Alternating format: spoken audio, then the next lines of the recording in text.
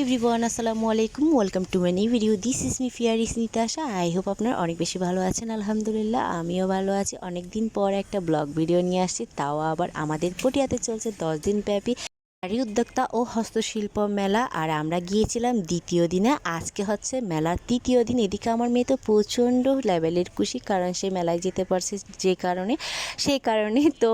আর মেলাটা হচ্ছে কোথায় অলরেডি প্রথমে দেখিয়ে দিয়েছি, এটা হচ্ছে আমাদের পটিয়া থানার মোড় ক্যাপিডিয়াল ক্রাউন টাওয়ারের তৃতীয় তলায় ফ্যামিলি কিচেন রেস্টুরেন্টের উপরে।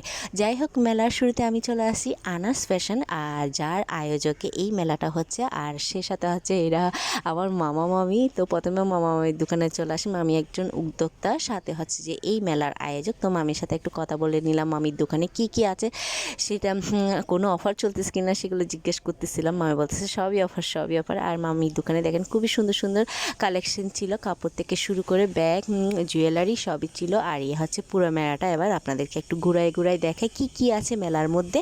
তো প্রথমে হচ্ছে খাবারের দোকান ছিল, সাথে হচ্ছে কাপড়ের দোকান। আর হ্যাঁ, এখানে কিন্তু রেশমি চুড়িও ছিল, সাথে বাইরাল চুড়িও ছিল।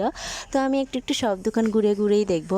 ভিডিওটা অনেক বেশি লং হয়ে গেছে, তারপরে সেজন্য আমি একটু স্পিড করে দিলাম। আর এই দোকানে আসলে আপনার মনটা ভালো হয়ে যাবে, কারণ এই দোকানে আপনার পছন্দ মতো জিনিস পেয়ে যাবেন। এত কিউট জিনিসগুলো, সত্যি আমার তো সবচেয়ে ভালো লাগছে এই রিংগুলো। মানে আমি দেখে পুরো পাগল হয়ে গেছি। এই রিংগুলো এত সুন্দর হাতে দিলেও অনেক বেশি ভালো লাগতেছিল। তবে দামটা একটু বেশি, মানে পুরো 150 টাকা। তবে কিউট অনেক জিনিস ছিল। এই যে আমি একটু করে আপনাদেরকে দেখিয়ে দিচ্ছি, সবই ছিল বাচ্চাদের থেকে শুরু করে বড়দের। আমি আবারও রিংগুলোর মধ্যে চলে আসছি, দেখছেন? মানে আমার এতই ভালো লেগেছে, শুধু খালি বারবার আমি এই রিংগুলোই দেখতেছিলাম। তারপর আমার মেয়ে এদিকে হচ্ছে বেলুন গান দেখে সেখানে ছুটে চলে আসে, সেটা নাকি খেলবে সে। অথচ গানটা এত বাড়ি, সে কোনো মতো তুলতে পারতেছিল না, যার কারণে খেলা হয়নি। আর এখানে একটা স্টেট করা হয়েছে, কারণ হচ্ছে আজকে আসতে চলেছে চাটগাঁয়া গ্যাং বা চাটগাঁয়া বিনোদন টিভির পুরো টিম। আমি সেটাই বলতেছিলাম অলরেডি, তো যা আপনাদের জানিয়ে দিয়েছি। যাই হোক, একটা বুরকার দোকান ছিল, বুরকা টুরকা দেখে এখানে দেখলাম 100 টাকার নাকি সুতির ওড়না বিক্রি করতেছে, সাথে 300 টাকার গ্রাউন্ড আর 200 টাকার 2 পিস আর 3 পিসও ছিল। তো এরপরের দোকানে হচ্ছে মাটির জিনিস দেখতে পেলাম, একটু করে মাটির জিনিস সবগুলোই দেখতেছিলাম। এখানে আমি এটা নিয়ে একটু ঘষাঘষি করতেছি, সাথে দেখলাম মেহেদি, এখানে নাকি মেহেদিও পরানো হবে। সাথে হচ্ছে যে কী যেন ছিল, ও ঘর সাজানোর জিনিস। হ্যাঁ, অনেক সুন্দর ঘর সাজানোর জিনিস ছিল। আর আপু আমাকে একটা কার্ড দিয়ে দিল। তারপর এই যে আরেকটা দোকানে চলে আসে, এখানে বাচ্চাদের কিছু কালেকশন ছিল, কিন্তু দামগুলো একটু বেশি ছিল। আর সাথে 3 পিসের কালেকশন ছিল। আর পাশের দোকানে দেখলাম অনেক সুন্দর কুসুম এর কাভার। আর এটা আমার ঢাকায় দেখেছিলাম, সেটাই বলতেছিলাম। তারপর সে সাথে হচ্ছে 3D প্রিন্টের কুসুমও ছিল। আর ছিল হচ্ছে হাতে বানানো চুড়ি, যে হ্যান্ডমেড চুড়ি আর কি। তো আমি তো এগুলো বানাতে পারি, তাই আমি কিনিনি। আর এখানে দেখেন অনেক কিউট কানের দুলও ছিল। তারপর দেখলাম বাচ্চাদের একদম হাতের কাজ করা কাপড়, অনেক ভালো লাগতেছে। সেগুলো দেখতে পাশে দেখতেছিলাম এখানে হচ্ছে কিছু কাঠের জিনিস, মানে ফিটা বানানো আর কি। তো বাচ্চাদের এটা খেলনার দোকান, সাথে রয়েছে এখানে কসমেটিক্সের অনেক দোকান। তবে এই দোকানে আমার একটু ভালো লাগছে, প্রাইসটা একটু কম আছে এই দোকানে। সাথে চাবি রিং, সাথে কিন্তু আবার চিরুনিও আছে। আর হচ্ছে যেখানে হিজাবের টুপিও ছিল।